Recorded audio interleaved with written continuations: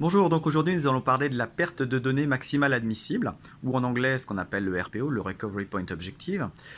Qu'est-ce que c'est exactement? Eh bien, pour déterminer ce paramètre technique, il va falloir répondre à la question qui est un petit peu compliquée, c'est-à-dire quelle est la quantité de données que j'accepte de perdre?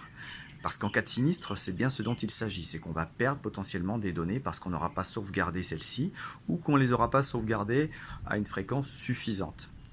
Donc le RPO, eh bien, il va déterminer très concrètement le volume, la quantité de données que vous allez perdre. Donc comment le fixer? Ça va dépendre très concrètement de la valeur de la donnée ou de la valeur du service qui héberge un certain nombre de données que vous allez devoir sauvegarder. Plus la valeur économique est importante, plus le service est important au niveau de l'entreprise, plus il conviendra de backuper, de sauvegarder régulièrement ces données. C'est là qu'est le problème, c'est qu'à partir du moment où ce RPO est beaucoup trop faible, si effectivement il est exprimé dans l'ordre de, je dirais, de quelques minutes, eh bien ça va être très compliqué au moyen d'une sauvegarde de pouvoir maintenir ce qu'on appelle le SLA, c'est-à-dire ce Service Level Agreement que vous allez souscrire vis-à-vis de vos utilisateurs.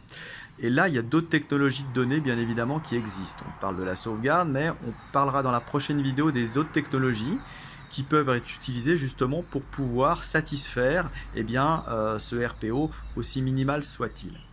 Voilà, je ne me suis pas présenté, je suis Laurent Linty, Capsys Consulting, Data Storage Consultant depuis une vingtaine d'années. J'accompagne les entreprises et les entrepreneurs à mieux protéger leurs données, quel que soit le sinistre. On se retrouve dans une prochaine vidéo où là on va parler fréquence de sauvegarde, parce qu'effectivement c'est extrêmement important également de discuter de ce paramètre-là. Voilà, je vous remercie, à bientôt.